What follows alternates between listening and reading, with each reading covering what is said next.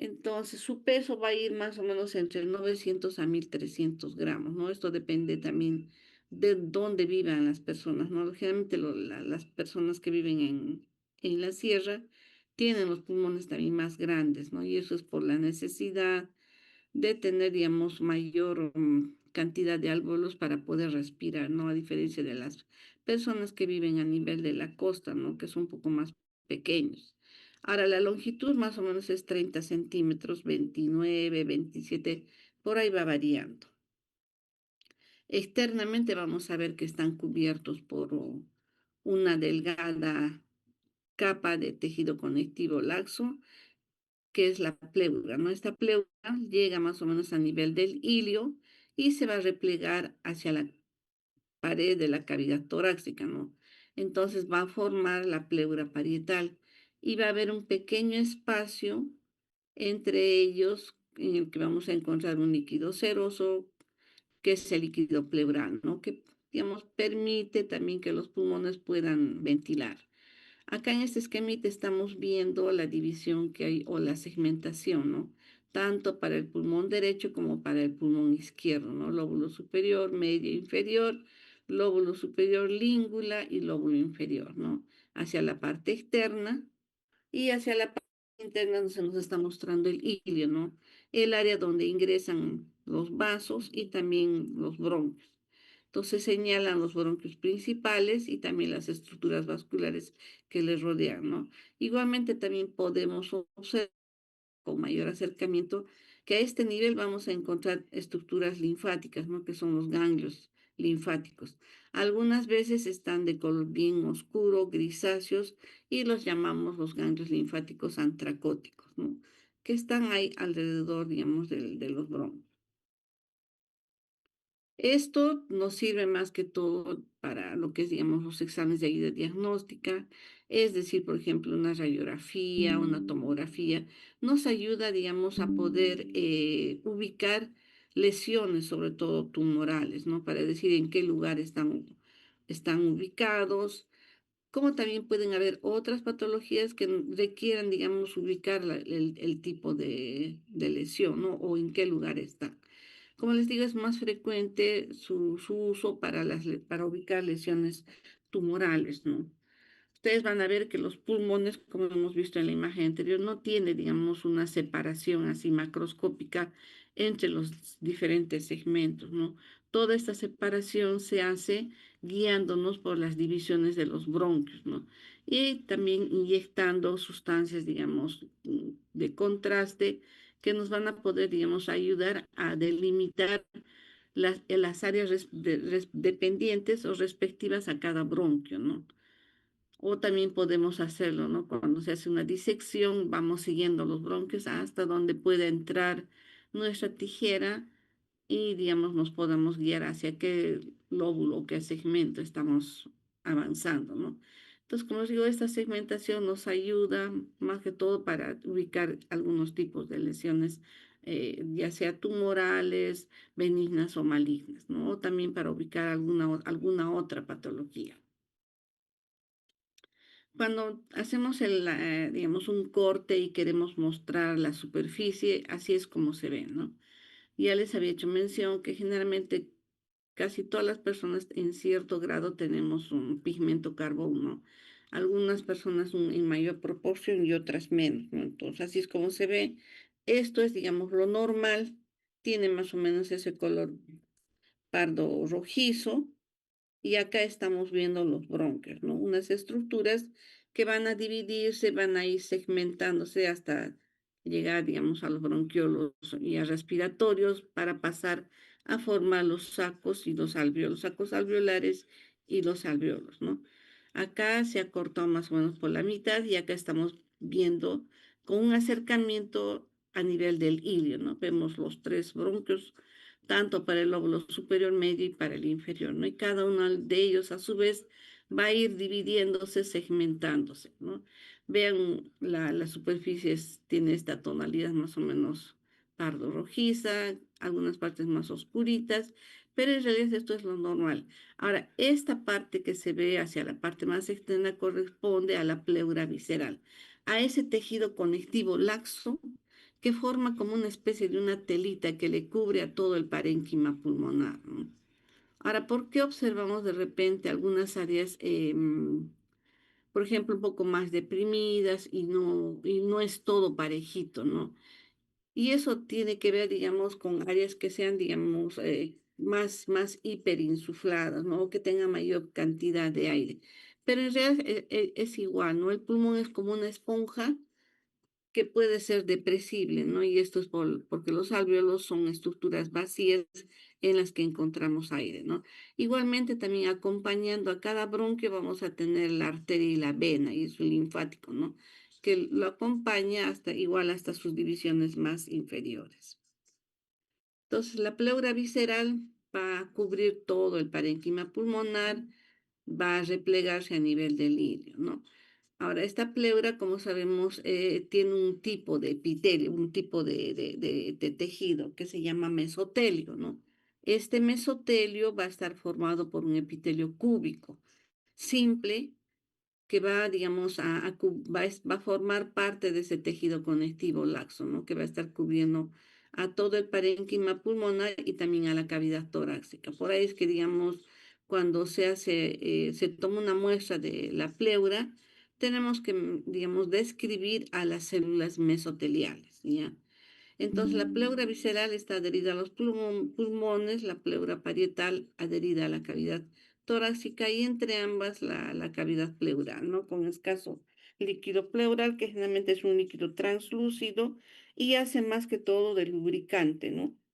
Otra cosa que también tenemos que recordar es que hacia la parte inferior los pulmones van a estar en contacto con el diafragma, ¿no? Y también con el corazón hacia la parte medial. Vemos digamos, sitios anatómicos que debemos recordar, como son, digamos, los senos costo diafragmáticos y los costofrénicos, ¿no? Y también los ápices pulmonares. Acá en este cortecito se nos está mostrando, digamos, parte de lo que sería la parrilla costal, las estructuras óseas y los músculos intercostales, ¿no? Que participan en lo que es, digamos, los movimientos respiratorios.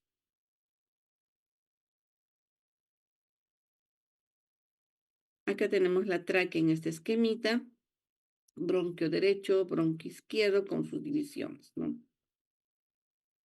Radiológicamente, nosotros también tenemos que aprender a, digamos, interpretar las imágenes de ayuda diagnóstica, ¿no?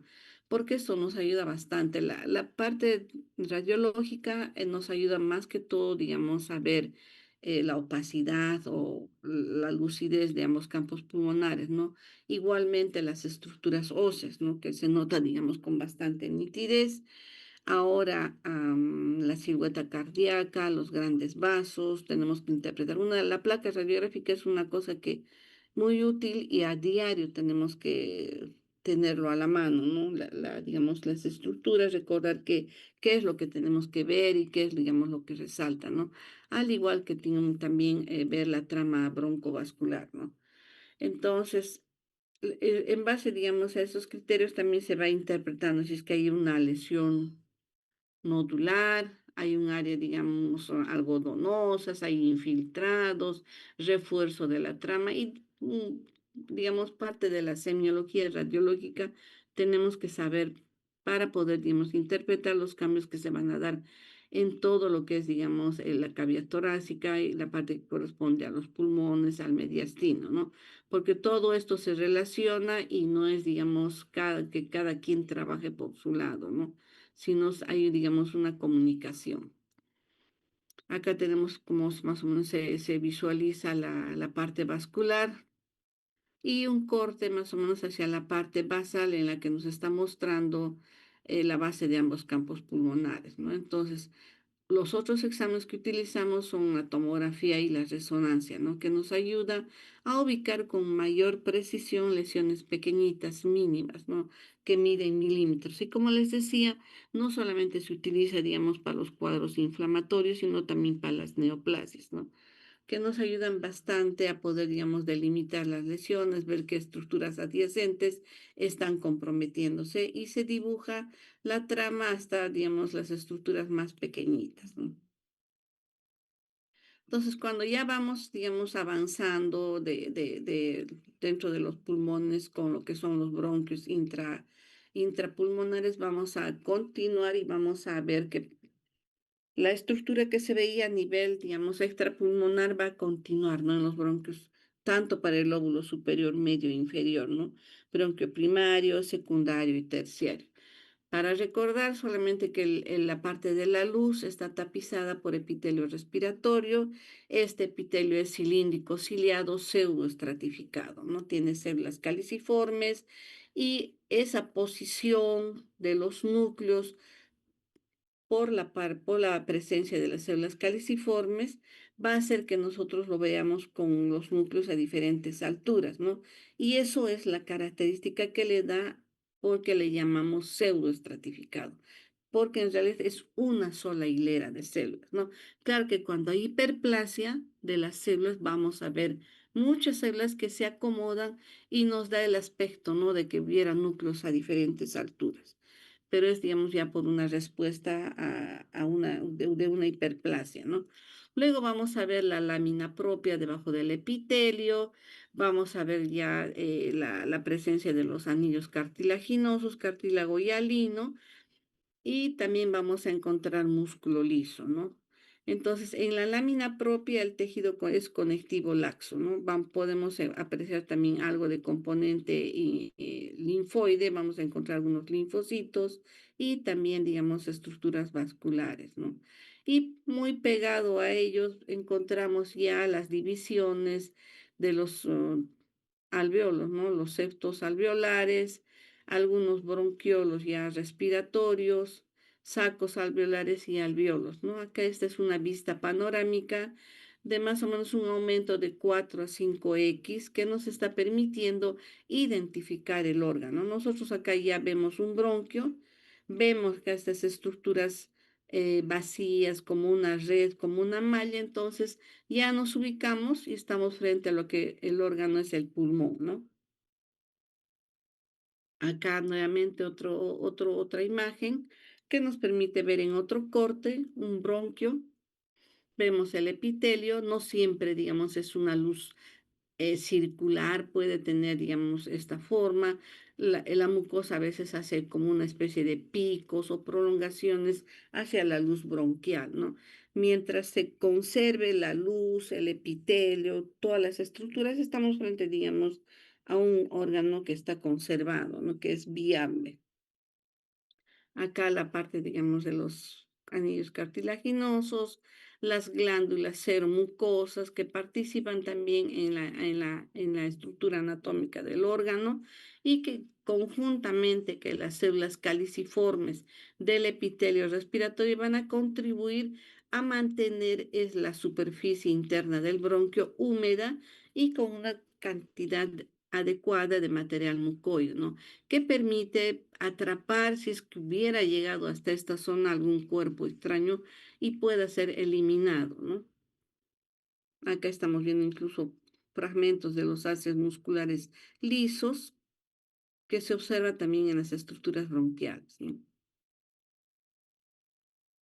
Acá otra imagen, otro corte histológico, como les decía, puede hacer esta especie digamos, proyecciones hacia la luz, como dientecitos o elevaciones, ¿no? Algunas veces se ve así, otras veces no. Entonces, acá estamos viendo prácticamente un bronquio vacío, limpio, así es como se ve y así es como debemos tener nuestra imagen en nuestra cabeza de cómo es que es un bronquio vacío sin material hemático ni material purulento, las estructuras también cartilaginosas que rodean a los campos o al epitelio bronquial y más periféricamente vemos estas estructuras que se ve como unos huecos, ¿no? Como una malla, ya que corresponden a los alveolos. Entonces, los alveolos igualmente deben estar vacíos, los septos alveolares son delgados, vean más o menos casi todos tienen una misma estructura y tienen una misma forma, ¿no? Algunos los vamos a ver un poco más amplios porque corresponden a los sacos alveolares y los otros más pequeños y a los alveolos, ¿no? Entonces, esto es lo normal. Epitelio respiratorio, lámina propia que está debajo, anillos cartilaginosos, glándulas seromucosas digamos, entre los anillos, músculo liso podemos observar también en esta hacia más externamente, y ya los espacios alveolares adyacentes al bronquio, ¿no? De esa forma vamos a ir viendo también las diferentes, digamos, estructuras, las diferentes divisiones, ¿no? Depende dónde hagamos el corte o cortemos un pedacito de parénquima pulmonar en el que de repente nos permite ver un bronquio ya menor, ver bronquiolos, ver las diferentes estructuras, ¿no? Entonces, si queremos ver un bronquio principal, o lógicamente haremos el corte, digamos, en las partes iniciales, ¿no? Pero si queremos ver estructuras ya más mínimas, divisiones más pequeñitas, hacemos el corte ya, digamos, en lugares más alejados, ¿no? Ya cercanos a las partes periféricas. Acá en un acercamiento nos permite ver el epitelio cilíndrico, ciliado, tiene los cilios, a veces se ve como penachitos, con células caliciformes. Entonces, estas células, células caliciformes tienen el citoplasma transparente un tanto claro porque tienen material mucoide en su citoplasma, ¿no? Por aquí, ya digamos, debajo del epitelio estamos observando algunas fibras musculares lisas, algo también se observa acá de la lámina propia con algunos vasitos, algo de componente inflamatorio que está, digamos, muy separado, muy escaso, y acá directamente ya tenemos un espacio alveolar, ¿no? Un saco alveolar. Entonces, como les decía, depende dónde hacemos el corte, si es, digamos, cercanos al ilio o más alejados, ¿no? Entonces, los bronquiolos, que son ya las estructuras que ya están más cercanas o digamos ya las divisiones terminales, vamos a ver que siguen teniendo un epitelio cilíndrico, columnar también se le llama, y poco a poco vamos a ir viendo que ya a este nivel no vamos a encontrar ya cartílago, ¿no? Va a verse el epitelio y directamente debajo del epitelio ya vamos a encontrar la lámina propia, vamos a encontrar el músculo liso, ¿no? Entonces, acá el músculo liso en algunas partes se ve como que tuviera, digamos, varias hileras, ¿no? Entonces, a eso se le llama también que el músculo liso está organizado en cierta forma, ¿no? Entonces, esto es lo normal. Acá tenemos células caliciformes, otra célula caliciforme, acá hay otra, y el epitelio cilíndrico, ¿no? El epitelio cilíndrico es el que tiene los cilios. Las células caliciformes no tienen cilios, ¿ya? Entonces, el bronquiolo respiratorio ya va a ser, digamos, la última división de los bronquios, ¿no? Entonces, el que ya va a entrar en contacto con los sacos alveolares y los alveolos, ¿no? Entonces, los bronquiolos llegan a medir milímetros, 1 milímetro o menos. El epitelio sigue siendo epitelio cilíndrico, ciliado, y va poco a poco va bajando de tamaño, ¿no? Ya, digamos, el epitelio no va a ser alto, sino ya va a ser un cilíndrico a cúbico, ¿no? Ya se hace cada vez más pequeño. Ahora, las células caliciformes o globet cell también van a ir disminuyendo, y lo que va a empezar a, digamos, a observarse van a ser las células de Clara, ¿no? Luego vamos a ver también al músculo liso, que se ordena, digamos, como en capitas. Vamos a ver también que ya las glándulas seromucosas están ya ausentes o ya, digamos, van desapareciendo, y también ya, como les decía, no hay cartílago, ¿no? Entonces, el bronquiolo respiratorio va a ir cambiando de un epitelio cilíndrico a un epitelio cúbico. Ya, los cilios también van desapareciendo y las células de Clara también se hacen presentes, y las Globat cell o células calciformes ya disminuyen, ¿no? El tejido conectivo laxo también va a ir disminuyendo en la pared hasta, digamos, hacerse ya mínimo. Las capas de músculo liso también van a estar, digamos, una que otra fibra muscular lisa, y vamos a dar lugar ya a lo que es, digamos, el inicio de los sacos alveolares, ¿no? Ahora, los conductos alveolares van a ser como una especie de tubos delgados, que van a dar lugar, digamos, a los sacos alveolares y a los alveolos, ¿no? Tienen escasa cantidad de tejido conectivo laxo, algunas fibras musculares lisas, ¿no? Y el epitelio prácticamente acá va a tornarse, digamos, escamoso, no va a ser de una sola hilera. Ya en los sacos alveolares vamos a ver que el epitelio prácticamente es plano, vamos a ver ya espacios alveolares formados por estos neumocitos uno y 2, que son los que van a formar los espacios alveolares, ¿no? Entonces vamos a ver también escasa cantidad ya de tejido conectivo laxo y músculo liso ya está ausente.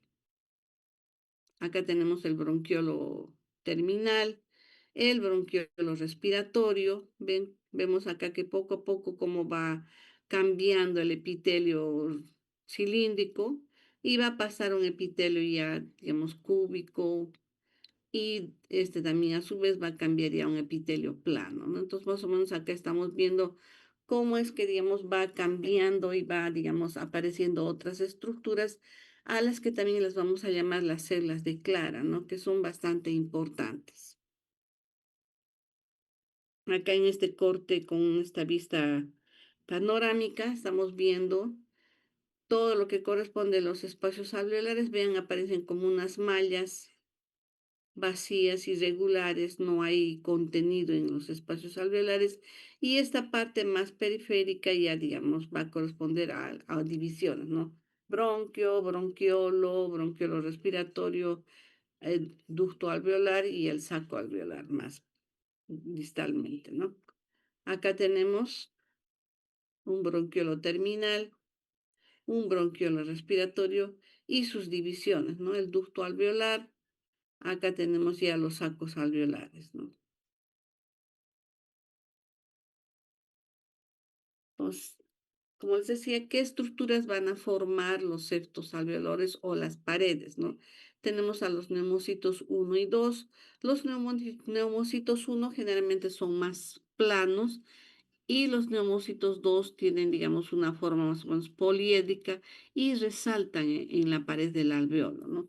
Hacia la parte, digamos, hacia la misma pared, también vamos a observar la presencia de los capilares alveolares y algo también de tejido conectivo, ¿no? Entonces no es, digamos, solamente neumocitos, también acompañan algo de tejido conectivo, ¿no? Entonces, esta también es otra vista panorámica que nos está permitiendo ver un espacio alveolar y los neumocitos, no planos. A esta parte sería el intersticio o también parte del septo alveolar, en el que vemos estas estructuras que corresponden a capilares, no a vasos. Acá vemos un poquito un área oscura que corresponde a macrófagos con pigmento carbón, por eso aparecen de color más oscuro, ¿no? Y acá está, digamos, la división que nos va a ir mostrando los cambios, ¿no? En el bronquio teníamos el epitelio cilíndrico, ciliado y las células caliciformes, ¿no? Las glándulas seromucosas que también llegaban con su conducto de secreción hasta la pared del bronquio para poder, digamos, dar salida ya sea al material mucoide o acuoso que producen, ¿no?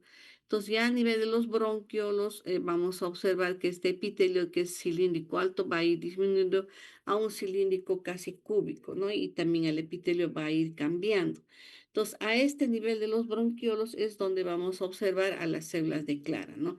Estas células de Clara son más o menos cilíndricas, acúbicas, y tienen abundantes gránulos en su citoplasma, ¿no? Como más o menos se está observando acá en el esquemita para ya pasar del bronquiolo al ducto alveolar, al saco alveolar y al alveolo, donde vamos a observar un epitelio plano, ¿no? Acá tenemos al neumocito tipo 2, como les decía, es más amplio, de mayor tamaño y, digamos, se nota su tamaño a nivel del espacio alveolar. Los neumocitos tipo 1 son planos y acá en el intersticio estamos viendo a los capilares alveolares, ¿no? Que es donde se realiza el intercambio gaseoso. Ahora, ¿cuáles son las funciones? Ay, disculpen, chicos, acá es funciones, células de Clara. Uno es la secreción de unas proteínas protectoras. Estas proteínas tienen propiedades antiinflamatorias y antioxidantes, ¿no?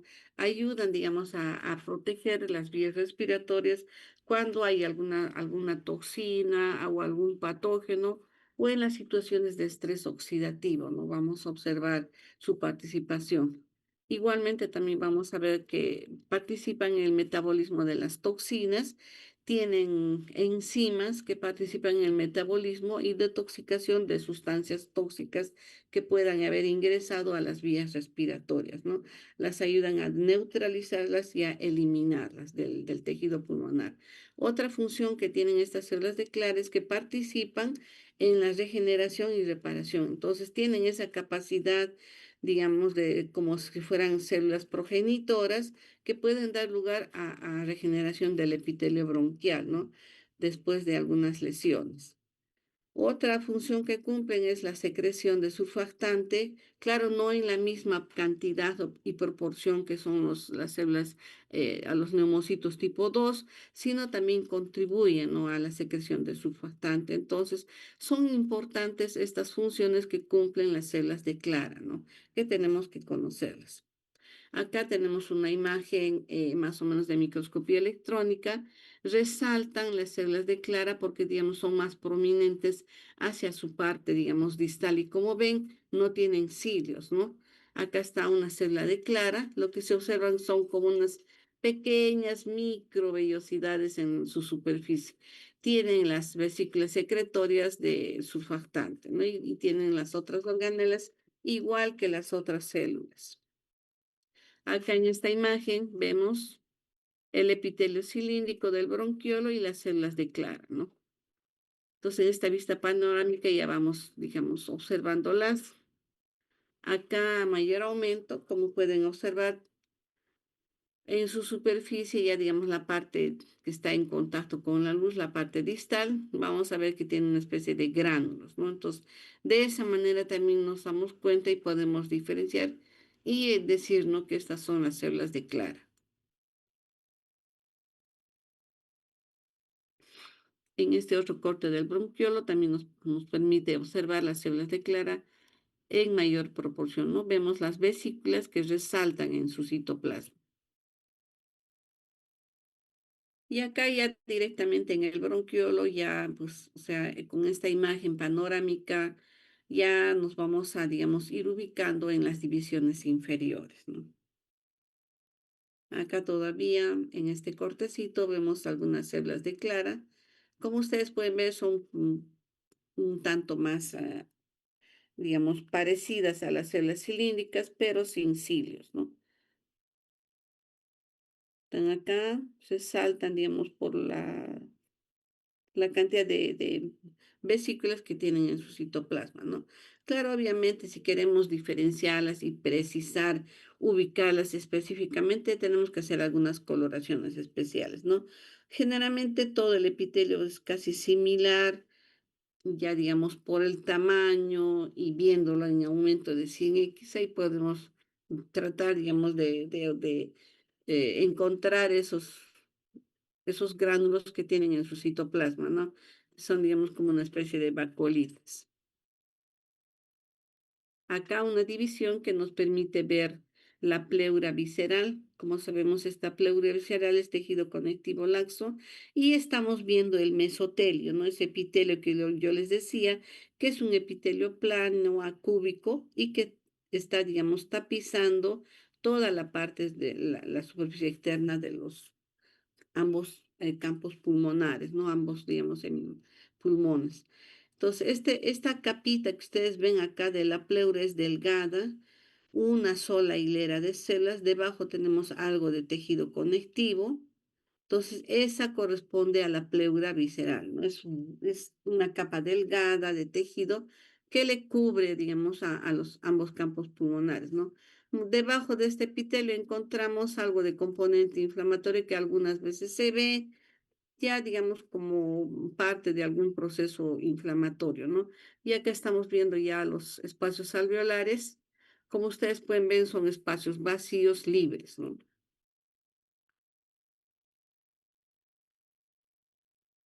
Acá un acercamiento, neumocito tipo 2 tiene más o menos esta forma cúbica, poliédrica, con núcleo central, hace prominencia, y en mayor proporción vamos a encontrar los neumocitos tipo 1, los neumocitos tipo 2 son en menor cantidad, ¿no? Estamos viendo acá algunos, digamos, hematíes que están en los capilares, ¿no? Acá otra imagen, cómo es que ingresa el aire hasta llegar a los alvéolos, ¿no? Entonces, de esta forma lo vemos, ¿no? En los diferentes cortes vamos a ver así paredes delgadas formadas por neumocitos tipo 1 y los más prominentes neumocitos tipo 2, ¿no? Acá una aproximación a mayor aumento, igual neumocitos tipo 2 que resaltan por el tamaño y también se describe, dan la impresión como que se van a caer hacia la luz de los alvéolos, ¿no? Como si estuvieran queriendo ingresar al espacio alveolar. En un esquemita vamos a graficar, acá tenemos al neumocito tipo 2 con gránulos en su citoplasma de surfactante. Después de la célula tenemos algo del intersticio, algo de tejido conectivo laxo y directamente al capilar, ¿no? El capilar donde se realiza el intercambio gaseoso. El capilar tiene su célula endotelial. Luego vamos a ver también que hay parte, digamos, de ese tejido conectivo que también le está cubriendo al capilar. Entonces el capilar no está suelto, ¿no? Acá en otro corte, ya digamos de microscopía electrónica, estamos observando los, las vesículas que contienen surfactante en el citoplasma de los neumocitos tipo 2, ¿no? Entre vesículas también encontramos a las mitocondrias y a las otras organelas, ¿no? Acá vemos un neumocito con abundantes vesículas que contienen el surfactante.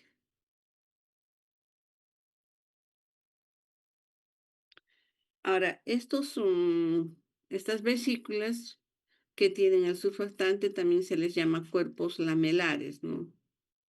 Tienen más o menos como que tuvieran unos enrejados en su citoplasma o digamos dentro de la vacuola, ¿no? O dentro de las vesículas.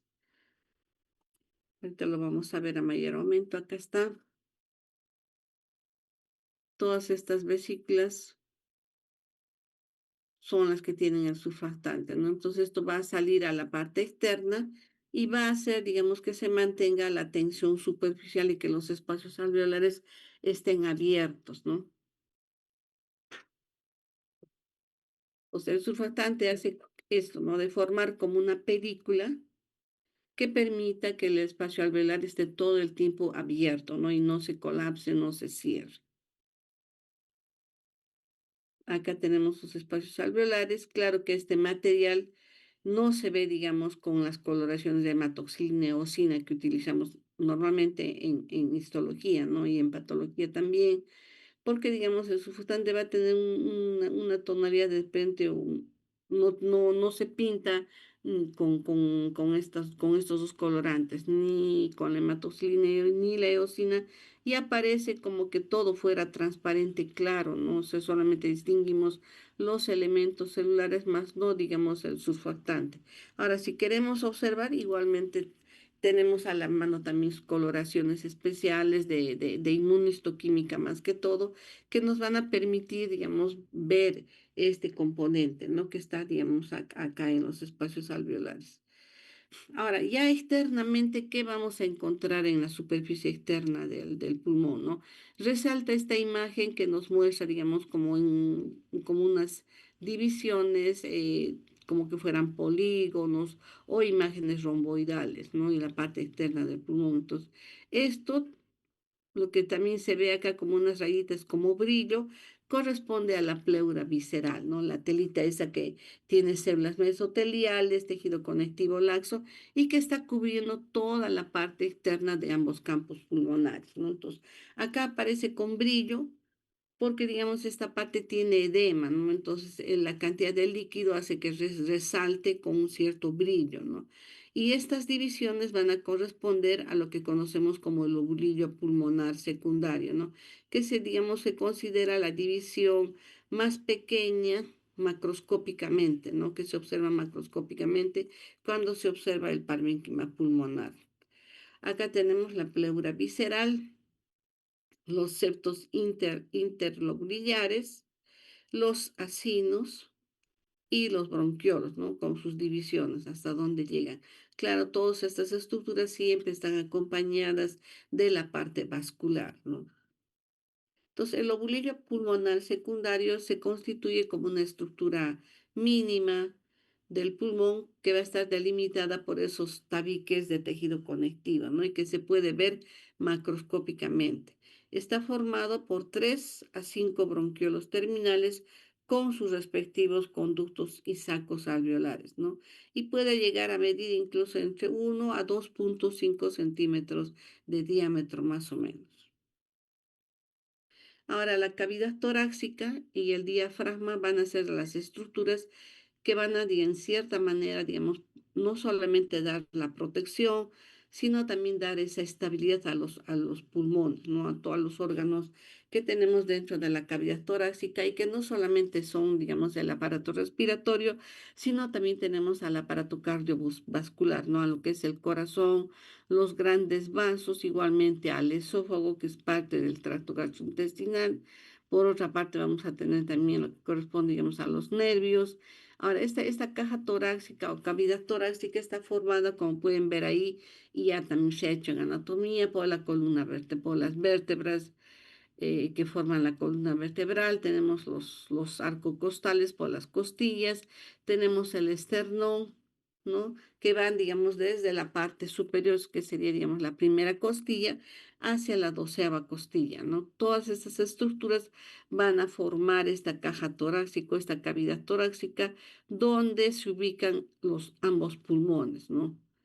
Entonces, hacia la parte anterior vamos a tener el esternón. Este esternón a su vez se va a comunicar con las costillas a través del, digamos, de estas áreas blanquecinas que corresponden a los, digamos, cartílagos ya intercostales, ¿no? Los cartílagos que están en comunicación con el esternón, como se ve acá. La parte del manubrio, del cuerpo y la apófisis del esternón, ¿no? Y hacia la parte posterior vamos a tener ya el contacto de la costilla con las superficies articulares de las vértebras, ¿no? Si hacemos, digamos, un corte a un cadáver, ¿cómo vamos a observar el diafragma, no? Como sabemos, es músculo esquelético. Hacia la parte medial vamos a tener la parte de los hiatos, donde son como unas aberturas que dejan pasar no solamente a los grandes vasos, sino también al esófago, ¿no? Por eso acá vemos el esófago, vemos toda la parte, digamos, de la aorta, ¿no? Y esta parte media abombada que se ve es por la, digamos, la presencia del hígado, que hace como una especie de una cúpula, ¿no? De una parte, digamos, elevada, como lo que estamos viendo acá, sobre todo en estas dos partes. Si lo vemos de perfil, vamos a ver así. El hígado le da una cierta elevación y forma, digamos, un techo, ¿no? Si vemos en el cadáver, lo vamos a ver así. Acá tenemos los cuerpos vertebrales con sus apófisis. Ya, digamos, entran en contacto con con las costillas. Vemos acá parte de las fascias, músculos intercostales, parte de la pleura visceral, acá se está observando. Y ya, digamos, hacia la parte medial observamos el corazón, ¿no? Entonces, todas estas estructuras están fijadas ya con formol, por eso tiene ese color, ¿no? Porque ya, digamos, se van trabajando, se van haciendo los cortes respectivos a cada órgano. Entonces, acá vemos sus divisiones, de los grandes vasos. Vean, acá aparecen en el corte lo que sería, digamos, la aorta torácica, el esófago, y acá, digamos, el corazón con sus grandes vasos, ¿no? Los campos pulmonares, la pleura visceral que le tapiza por fuera y la pleura parietal que está más externamente. Hacia la parte posterior vemos todo lo que corresponde a la columna vertebral, formada por estas estructuras óseas, ¿no? Que se comunican una con la otra. Los músculos intercostales, como sabemos, hay intercostales internos y externos. Aparte de que por fuera también encontramos otros músculos esqueléticos que van a participar en los movimientos respiratorios, ¿no? Porque son músculos voluntarios.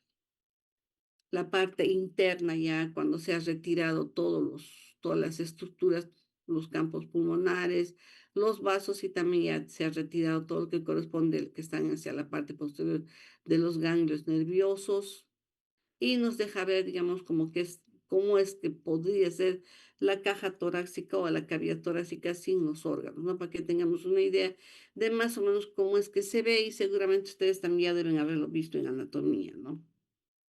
Acá, hacia esta parte, digamos, ya del ápice, no olvidarnos las estructuras adyacentes que pueden estar en contacto, ¿no?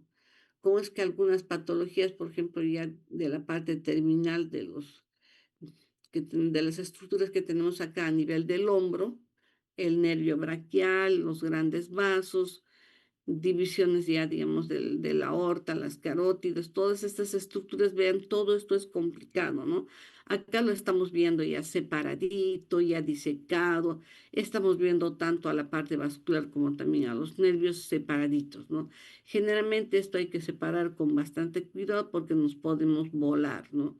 Yo me acuerdo que cuando nosotros hacíamos anatomía y se nos cortaba ya sea un nervio, una arteria, una vena, teníamos que agarrar una aguja y coserlo, ¿no? Porque eso era, digamos, parte de nuestro trabajo y en el examen le poníamos un hilo a cada estructura y teníamos que reconocer en el examen, ¿no? ¿Qué es, digamos, el balotario número uno, es el dos? Y si habíamos disecado, fácilmente podíamos identificar, ¿no? Es complicado la disección de hombro por la cantidad de estructura, no solamente por la parte muscular, sino por todos los vasitos y nervios que están, digamos, transcurriendo a través de estas áreas, ¿no?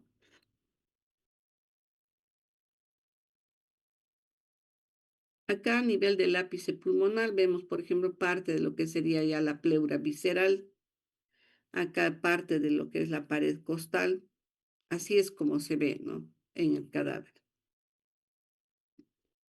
Acá otra imagen en la que estamos viendo ya la pleura parietal, la que está, digamos, bien pegada a esas estructuras ya, digamos, óseas, tanto las costillas como parte, digamos, ya sería del esternón, ¿no?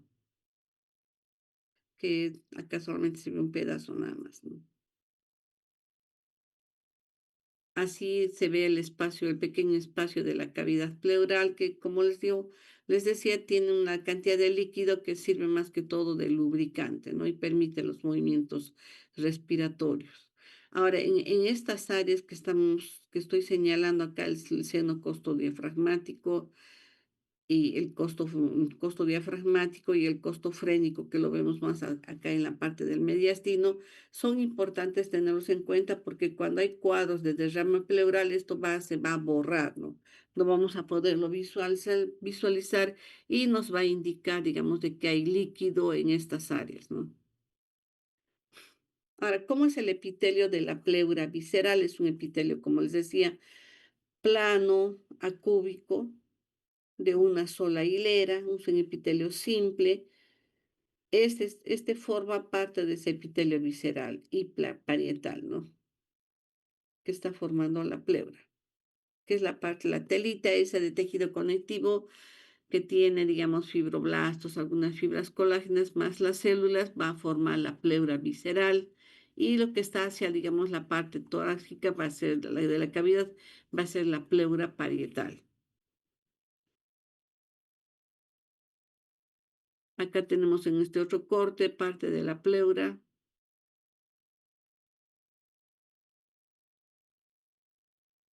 Igual acá no, es que está saliendo. Los espacios alveolares, vean, se resalta la pleura.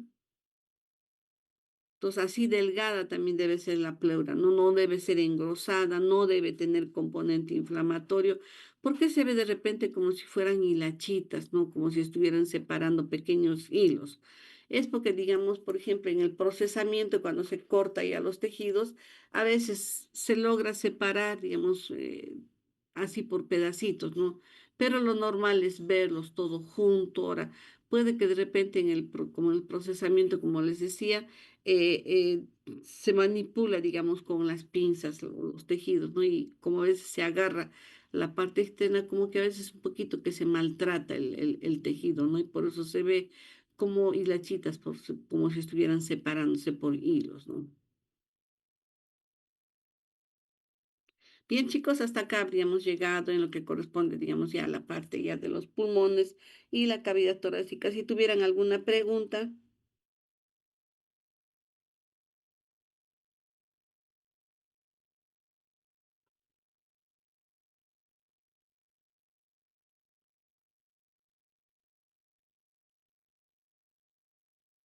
Bien, chicos, le agregué algunas diapositivas. Les voy a volver a pasar el PPT para que lo tengan y puedan compartirlo, ¿ya?